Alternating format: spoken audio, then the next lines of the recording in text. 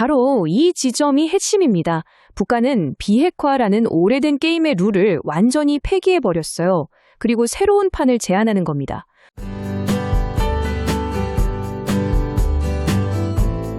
(2026년) 세계에서 가장 예측 불가능한 3명의 지도자, 트럼프, 시진핑, 그리고 김정은.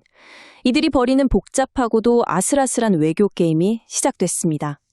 이 위험한 줄다리기의 끝에는 과연 무엇이 있을지 지금부터 하나씩 파헤쳐 보겠습니다. 자, 2026년의 동북아 정세는 말 그대로 살얼음판 위를 걷고 있습니다. 이 불안한 균형은 바로 도널드 트럼프, 시진핑, 그리고 김정은, 이 세 사람의 손에 달려있다고 해도 과언이 아닌데요. 그럼 이들의 속내는 대체 무엇일까요? 먼저 이 모든 판을 짜고 있는 핵심 인물이죠. 바로 도널드 트럼프 미국 대통령입니다. 그의 외교 방식은 아주 독특해요. 개인적인 관계를 과시하면서 동시에 아주 강력한 실리 압박을 가하는 것. 그야말로 거래와 압박의 명수라고 할 수 있습니다. 트럼프 전략의 핵심 중 하나는 바로 김정은과의 개인적인 관계입니다. 일기 때부터 쌓아온 둘만의 아주 좋은 관계를 계속해서 강조하고 있죠. 이게 그냥 하는 말이 아니라 하나의 중요한 외교적 자산으로 활용하는 겁니다. 하지만 이 개인적인 친분 과시는 그의 실제 정책과는 좀 다릅니다. 특히 중국을 대하는 태도를 보면 확연히 드러나죠. 자, 이게 바로 트럼프식 압박 전략의 정수인데요. 한편으로는 김정은에게 우리 관계 좋잖아 하면서 대화의 문을 열어두는 듯한 제스처를 취하고요. 다른 한편으로는 중국의 가장 아픈 부분, 바로 대만 문제를 정면으로 건드립니다. 11억 달러 규모의 무기 판매, 이건 그냥 무기를 파는 게 아니에요. 중국을 최대한 압박해서 북한 문제까지 흔들려는 아주 치밀하게 계산된 투트랙 전략인 셈입니다. 자, 그럼 트럼프의 이런 강력한 압박에 중국은 어떻게 반응하고 있을까요? 이제 시선을 베이징으로 한번 돌려보겠습니다. 시진핑 주석은 미국의 압박에 맞서서 중국의 영향력을 지키기 위해 아주 신중하게 다음 수를 준비하고 있습니다. 중국에게 5월에 있을 트럼프와의 정상회담은 정말 중요합니다. 그동안 롤러코스터처럼 흔들렸던 양국 관계를 안정시킬 수 있는 절호의 기회로 보고 있는 거죠. 겉으로는 평화와 협력을 이야기하지만 속내는 꽤 복잡합니다. 중국이 이번 회담에서 얻어내고 싶은 건 아주 명확합니다. 트럼프의 압박에 대한 맞대응 카드들이죠. 대만 무기 판매 중단, 반도체 같은 핵심 기술 통제 완화, 그리고 수많은 기업에 대한 제재 해제까지. 하나하나가 중국의 명운이 걸린 핵심 이익들입니다.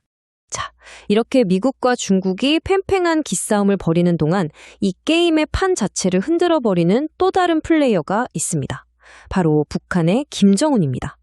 그의 승부수는 과연 무엇일까요? 북한의 입장은 그 어느 때보다 단호하고 명확합니다.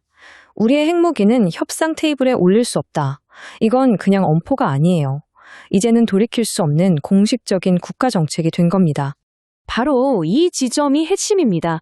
북한은 비핵화라는 오래된 게임의 룰을 완전히 폐기해버렸어요. 그리고 새로운 판을 제안하는 겁니다. 우리 핵보유국인 거 인정해라.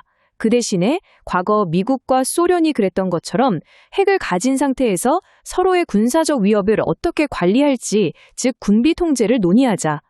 이건 완전히 다른 차원의 이야기입니다.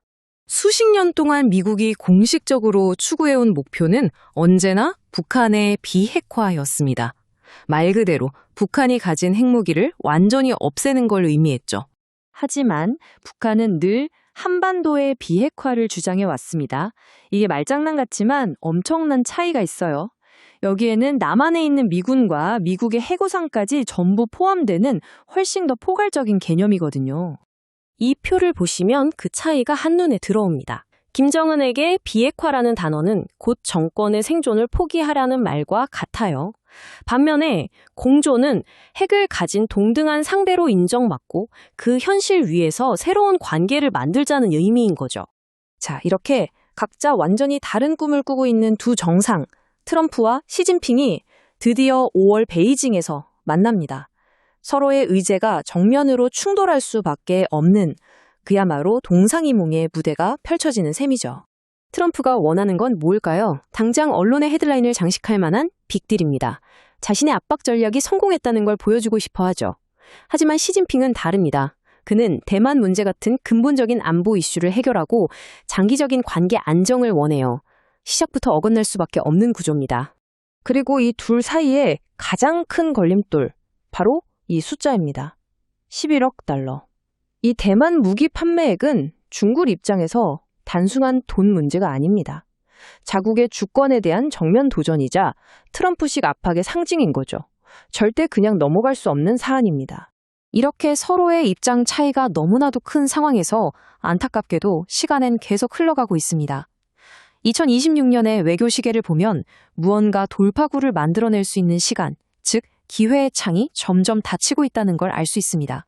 새 지도자가 모두 한자리에 모일 수 있는 기회는 사실상 딱 2번 정도 남아 있습니다. 5월 미중 정상회담과 연말에 있을 에펙 회의죠. 하지만 결정적인 변수가 있어요. 바로 11월에 열리는 미국 중간선거입니다. 이 선거 결과에 따라 트럼프가 이런 위험 부담이 큰 외교적 승부수를 던질 정치적 동력이 완전히 사라져버릴 수도 있습니다. 결국 우리에게 남겨진 마지막 질문은 이것입니다. 판도는 엄청나게 크고 기회는 순식간에 사라질 수 있습니다. 과연 이 3명의 지도자는 닫히고 있는 기회의 창을 붙잡고 극적인 대타협을 이뤄낼 수 있을까요? 아니면 이 아슬아슬한 외교의 춤은 결국 아무런 성과 없이 끝나버릴까요? 그 결과에 앞으로 몇 년간의 동북아 안보 지형이 달려 있습니다.